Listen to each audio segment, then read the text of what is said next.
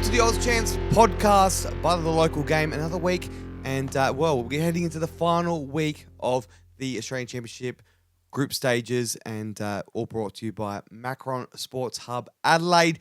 Go see him for next season or the off season. Get your gear, get ready, and can't wait to get more gear with him. Summertime is around the corner. I'm your host, Johnny Keko, Antonis Begonis, Simon Jimenez. Boys, what a Australian Championship it has been so far. We're heading into round 6 this weekend, and it's come very, very quickly.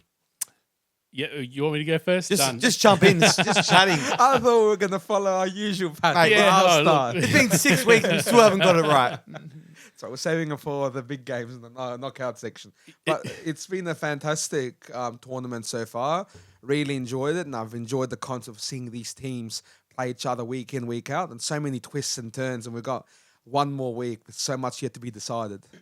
Yeah, for me, So good. it's been, we get to this final week, and last week you're sort of playing out the scenarios in your head. We're going to talk about Metros after. They're in such a interesting scenario as well, but we've been talking about who's playing who, how's the table going to end up. Now's where it really matters, where you don't want to miss any part of it because it can all be so pivotal. It sure can. All right, so this is how it's going to work this week. We'll have our little brief bits at the end of the podcast. Hopefully more time on those brief bits, because last week we were very short, a minute each. We actually did well, about 60 seconds each, which was pretty good. It went over, I remember. No. My introduction was not part of that 60 seconds, but it was 60 seconds. But yeah, we'll do a spot about Metro. But first of all, we'll also kick it all off, similar to what we did last week. But let's talk about each individual group, but the possibilities heading into this final round, because so much can change. Some groups have the top two or the top one already locked in, and then it's fighting for the second spot. Some could have, any of the top three going into this round could be in the top two. So much can change, and one of those is Group D as well, that the top three teams can all finish in the top two. So we don't know who will be finishing into the finals in some. So we'll talk about those. Let's head into Group A first of all. South Melbourne, the only team to win 5 from 5. They are through automatically already and have cemented themselves in top spot, but it's second place up for grabs. Moreton City pretty much have got themselves in a great position heading into it, with Sydney Olympic 3 points behind them. But you'd say Moreton City will be joining South Melbourne? It's going to be hard because, of course, I believe they've got the South Melbourne matchup on the final day. Correct Absolutely. me if I'm wrong. You're right. They are the team that hasn't dropped a point off yet, South Melbourne. So Moreton City, yes, they've got their future in their hands, you can say, but they're facing a very tall task. So, again, it's there if they want it. They've worked for it. Big comeback against Sydney Olympic. And, of course, you got Sydney Olympic playing the reverse fixture against Broadmeadow Magic. Broadmeadow Magic. I had Newcastle in my mind. Got the right city. But, yeah, so they did drop points there last time. Sydney Olympic, again, another 3-2 as well. Exactly, a late drama, which I'll talk about again later on today. Deja vu from last week. But again, it's very open because this group has been extremely inconsistent unless your name is South Melbourne. South Melbourne's been the most consistent team, and then everyone else has been below. And I guess South Melbourne are a big part of that inconsistency for everyone else because they've defeated all comers. Just with that as well, Sydney Olympic have a bit of a goal difference thing to overcome as well. So assuming South Melbourne get a win, they can lock up points. But at the moment, Moreton City Excelsior +2, Sydney Olympic -2. So there's still a little bit of a gap there. And if, it's a big win for South Melbourne, then, that might help out Sydney Olympic. So plenty of potential for drama in Group A. And the three, this is interesting, as we move into Group B, the three Melbourne teams or Victorian teams that are on top of their group stages, in their group, yeah, there's no obviously Melbourne team in Group D, but A, B, and C all haven't lost a point. Haven't lost a game. So that's a very interesting one. And out of the 4 Victorian teams, only one loss out of those 20 games played, which is I find very interesting. But anyway, but let's talk into Group B, which is Heidelberg on top, 3 wins, 2 draws, and 0 losses, 11 points. Marconi 10 points behind him. 1 point behind him on 10 points. So them two are looking like the front runners. Wollongong can still make it 3 points behind them, but you're looking like Marconi or Heidelberg should be finishing in the in the top two. Heidelberg 100% confirmed in the finals. Just where they finish. Yeah, as you said, this has been the group with the one team, South Hobart, a bit behind everyone else, which I guess adds a bit of spice to the race after, because you've got three teams going for the two spots that exist.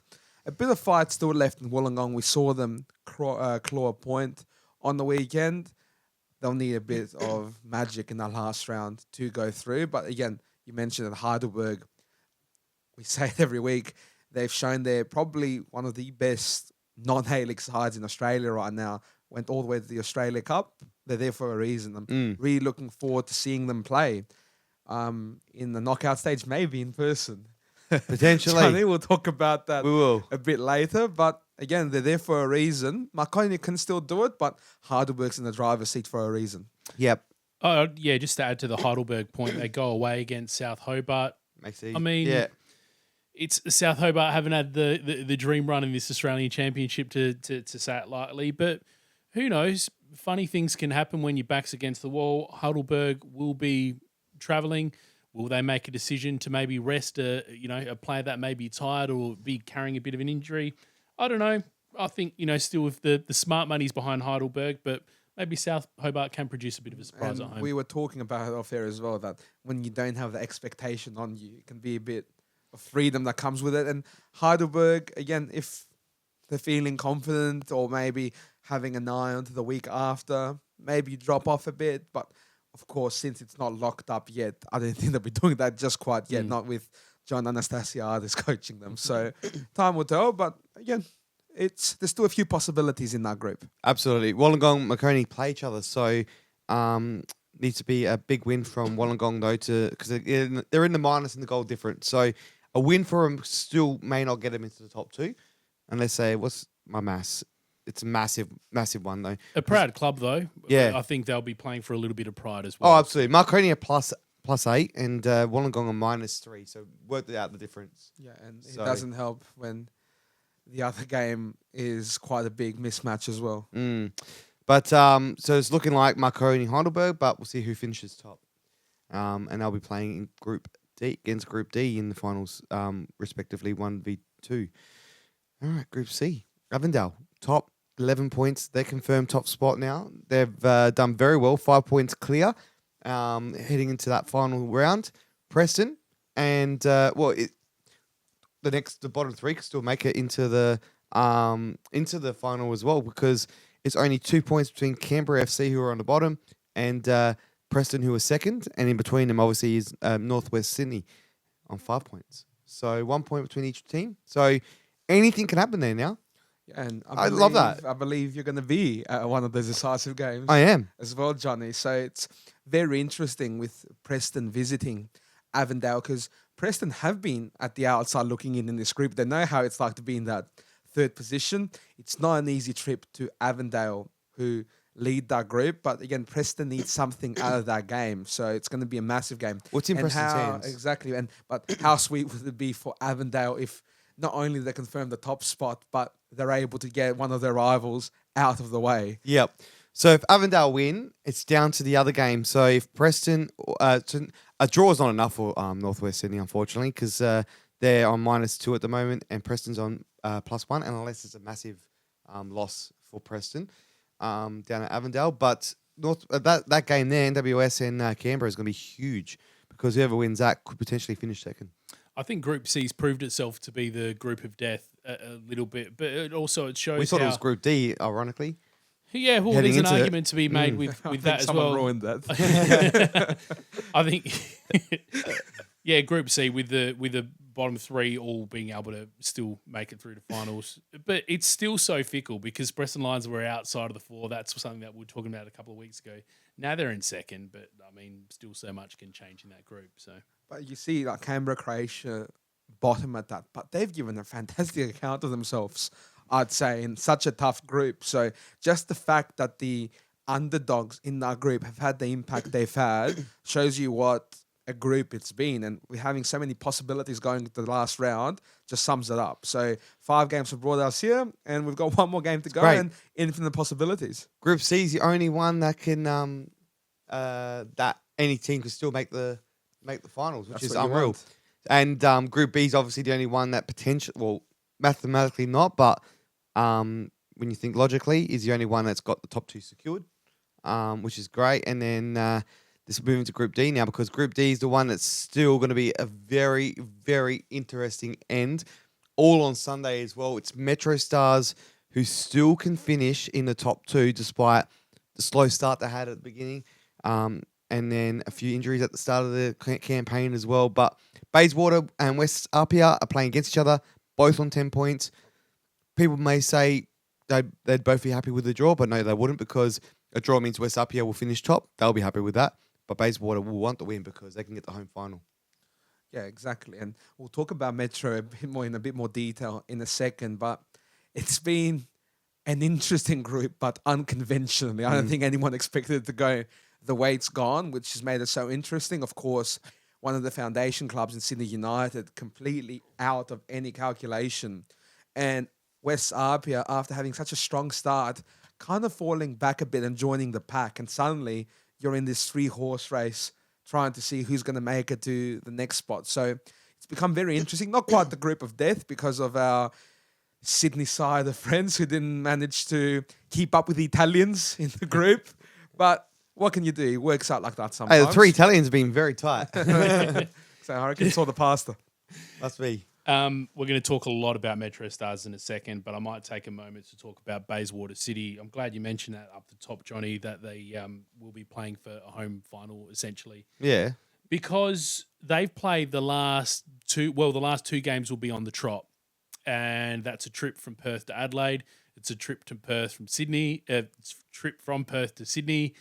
Apia played on Friday night last week, and they'll return on the Sunday, whereas Bayswater played on the Sunday. They return on Sunday.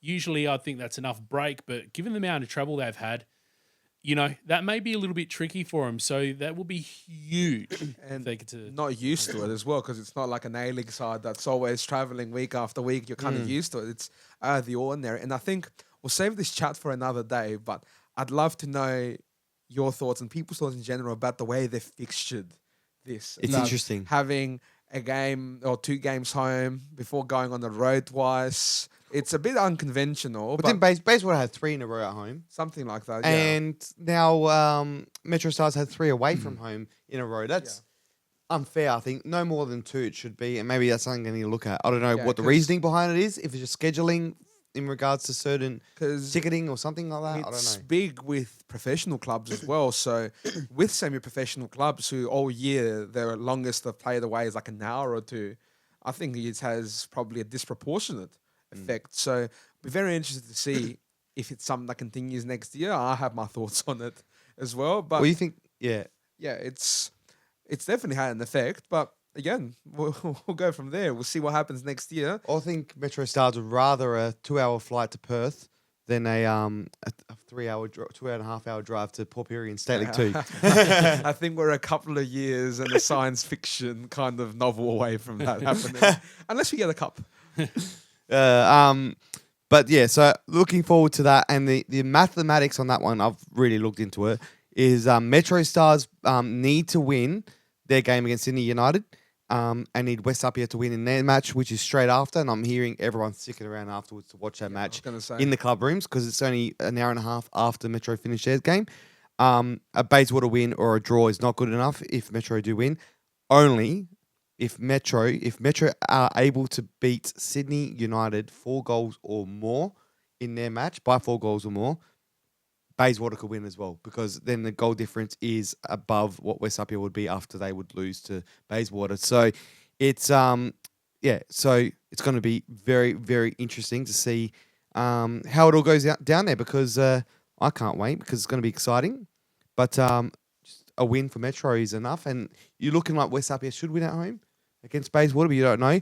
But if they're able, you can't underestimate Sydney United. You said earlier about how they're final game of the year now. They know it, so they just got nothing to lose. Well, and of course West Apia did lose in Perth and they are fighting for the top of the group. So they've got plenty to fight about. The only team that doesn't is Sydney United. But again, when you've got a final kick of the football and you get to be a spoil sport to someone's party, that can be enough to create your own little celebration. So I was intrigued if Ante Urich would have been sticking around on Sunday, but I didn't see him around because he was here on Saturday for Sydney FC.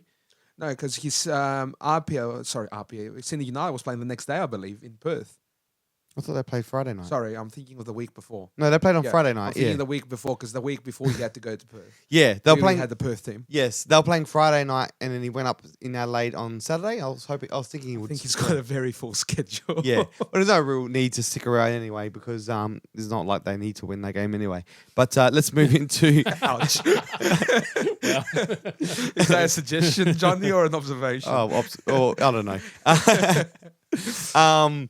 Let's move into the next topic, which was let's talk about this. Metro Stars now are playing their final home game, or what could be their final home game, because we don't know. Well, they definitely won't be playing at home in the first round of the finals. Don't know how the finals fixtures work afterwards just yet. Still says neutral, but this is going to be their last home game. They're treating it as a last home game. It's going to be Fabian Barbiero's very last home match as a semi-professional footballer. He's retiring. It's going to be huge. Yeah, we were lucky enough to be at the game on the weekend. It was a homecoming one, as we mentioned before, after 3 on the trot.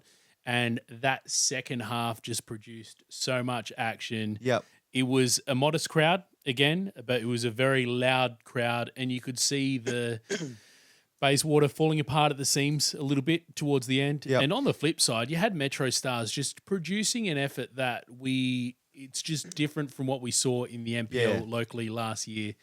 They've been forced to. Yes, that's what it is. With all the injuries that they've had, I mean, they've always had quality in the team, but they probably have the ability to coast a little bit as well with their game style and the way they've been able to dominate games. But, Jackson Walls, I'm not sure if he got credited with the goal in the end because it did. I think he did, yeah. Yeah, but seeing him driving the ball into the area, getting a goal to his name, seeing Christian Satira get on the score sheet. That goal. It's just, what a hit. There's a fire under these players, and it's just great to see.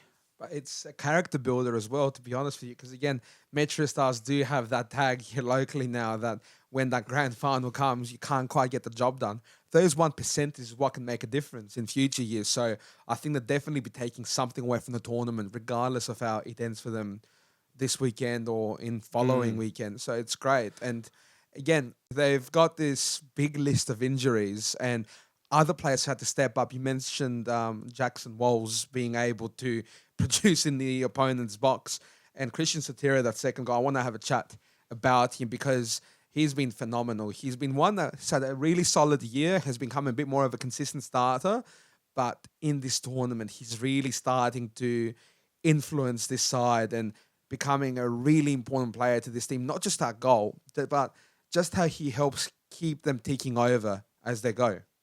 Yeah, or did you want to go back to Christian Satira and talk about that a little bit more? You go for it. I mean, from my point of view, solid year from him, I think, but he's just lifted to an incredible level. But come back to Jackson Walls as well. During the year, we watched so much of them. They dominate possession. They distribute the ball really well. But I think in his situation during the year, he would have looked to pass back and build it to one of the strikers and take the option. But I just love it when they've got this attitude now where it's like, all right, no one there, guess I'll do it myself. And it's just produced something really exciting. He's got the capability, because I remember watching come through Adelaide United system, and his attacking side of the game superb. And it's something that we probably haven't seen as much at Metro Stars, probably because he hasn't been required. Yeah. But again, it's a tournament like this puts you in situations where these new dimensions start coming in, and it's fantastic. And big credit to Metro Stars, because a couple of games in, no wins, or 2 losses, be it, and 1 away from home. That wasn't just 3 points; it was players as well. Cam Woodfin, highest scoring midfielder in our league, out.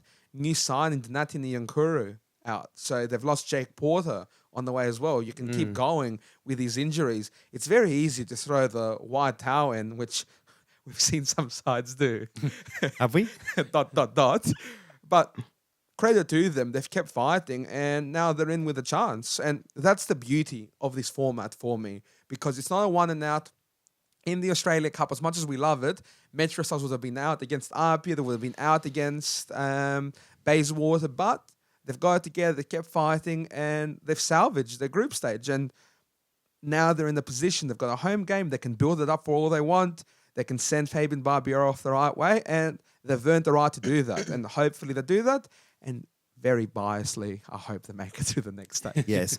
I'm going to say, as a neutral watching on the weekend was fantastic, but I love this Australian Championship because we can support them and not feel bad because there's no other LA team in there. Whereas we've seen media interstate, they've had to support, they've been going from venue to venue on the same day to go and cover different games. We've just got the one here. So we're getting behind that one team. I guarantee they will still come back to bite us next season when we're doing commentary. But I will absolutely. Say this, absolutely will. I will support any NPLSA club in the Australian Championships. I'll get right behind them. I'll wear the top. And I think it's our job as South Australian football fans. We have to do it. What a hot take. Go South Australian football.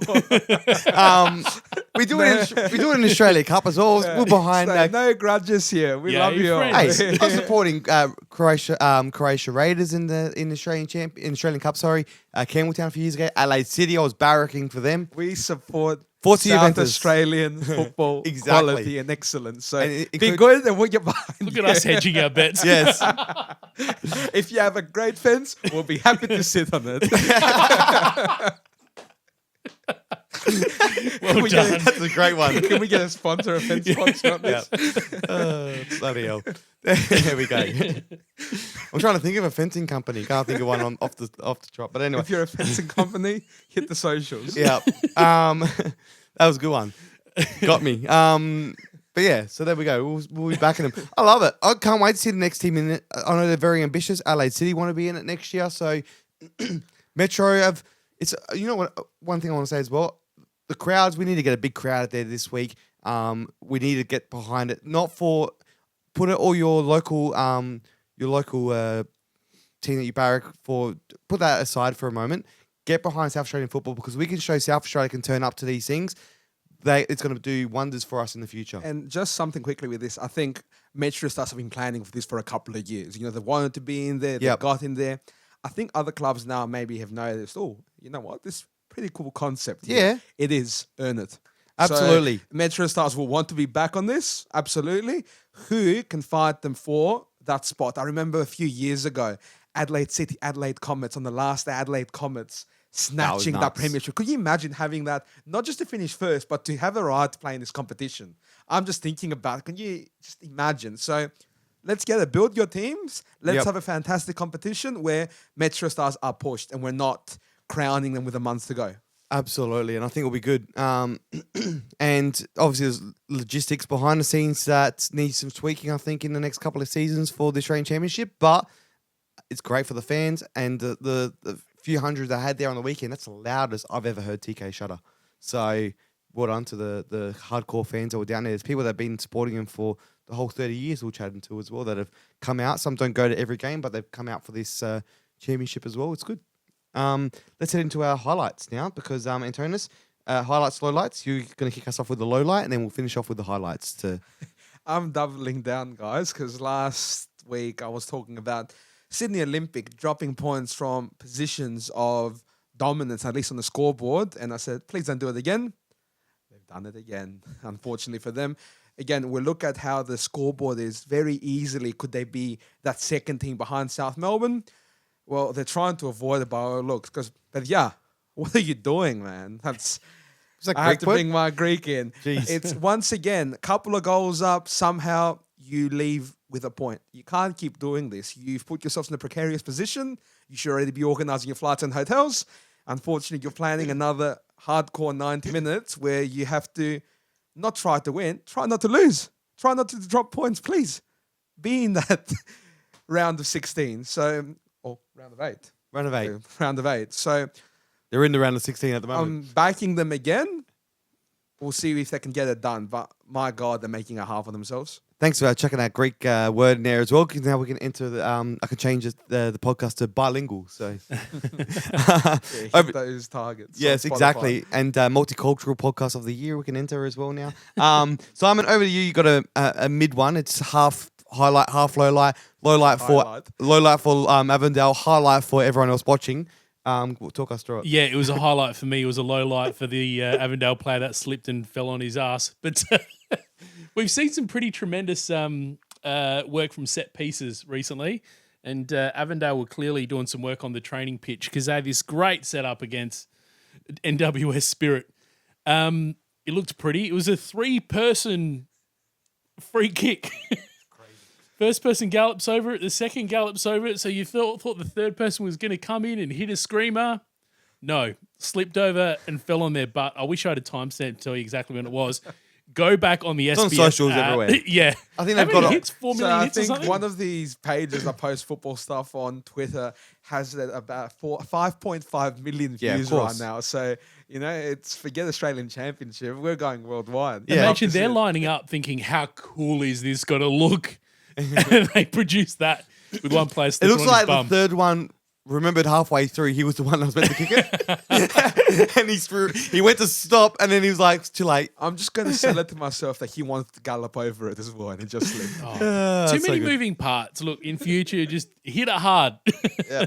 Well, he just wants to let that one slide, but he did that on the day, not now. But anyway, let's move into the final one, which is mine. I'm going to talk about the player cards, something that was brought in for the kids, but I've ended up walking home with a few of them myself. I said I got hounded by Noah McNamara from last week saying I would trade Noah McNamara for Yeah, a you Fabian said Barbieri. you'd sell his card in a second to get Yeah. Fabian Barbieri. So next week is Fabian Barbieri's last game, so I got that Noah McNamara one. Whoever has a Fabian Barbieri, I'll trade you. I'll even chuck in a signed Scotty Nagel card as well. So there we Watch go. out. Throwing him under the bus. Well, if you want a Cameron Woodfin one, I got that too. Cody Ostrike, I might keep that one. And Mitch Miller. Did you get them all signed or you only got a Alessandro couple? Dos Santos, I like that one too. 2 goalkeepers. Yeah, right. Anyway, both. Fantastic, Johnny. Those are- They need those- some- I hope you get the rest and complete your collection. Yes. And we're looking for a fence sponsor, Panini, if you want to jump on that stuff as well and Oh, do the there whole you go. competition. Would love to see it too. Absolutely. Let's get all the sponsors on board. But Scotty Nagel as well, model. I saw him was at Burnside today and went past the acai bowl place. And who's there? None other than Scotty Nagel. A delicious, nutritious acai bowl has never looked so appetizing than with Scott Nagel modelling it. I know. This is a semi-pro competition for footballers. So semi-pro footballer, professional model. So Yeah, watch out. How good's that? Watch out, Nagel. But watch out everyone else, not watch out Nagel. Watch out everyone else.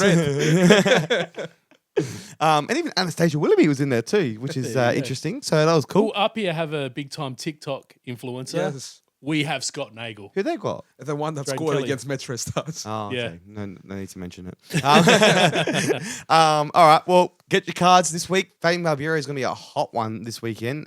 So I said I will fight any person for one of those cards because I remember his debut for LA United as a true Reds fan back in the day, and he got a red card in that game. So All the good ones do. SAS did on debut Yep. as well. It's a rite of passage in that midfield. absolutely, it's just hope he doesn't get red card in his final home match. What, Uh-oh. how are you putting that out to the universe, man? Sorry. Apologies in advance. Go back onto the fence where you belong.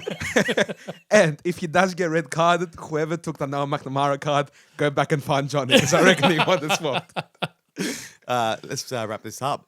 Anyway, that's it from us. Also brought in the programs. Just want to say well done to them as well. They've gone all out, so I love it. A lot of local clubs do it, and I think it's great they brought it into the Australian Championship as well. So we had a segment in the local game for programs as well. I think David came up with it, and yeah, so it just made me think about it. So I thought I'd bring it along. Oh, let's get one next week. It's going to be a nice little memento of Fabian's last game. I'm sure and it'll be also in there. memento of the championship. Yeah, it's always good. It's I'll always bail good him read. up for some signatures as well. Again. Absolutely. Thanks, Nagel. Anyway, that's all from us. We'll see you all on the weekend on Sunday. We'll see you That's there. what we'll see you. Yes, and we'll find out if Metro Stars make it through. If not, the league still keeps going, so we'll be still promoting it. But we'll find out on the weekend. It's going to be huge down there. But it's going to be chockers in that club room afterwards. So if they can get the job done. Looking forward to it. That's it from us. Johnny Keko, Simon Jimenez, Toast Begonis, Oz Champs Podcast, by the local game, Macron Sports Hub Adelaide. And boys, that is all. Go Metro. Fence sponsors, come in. We'll see you next week when we'll be sitting on these chairs, not the fence. Catch you next week.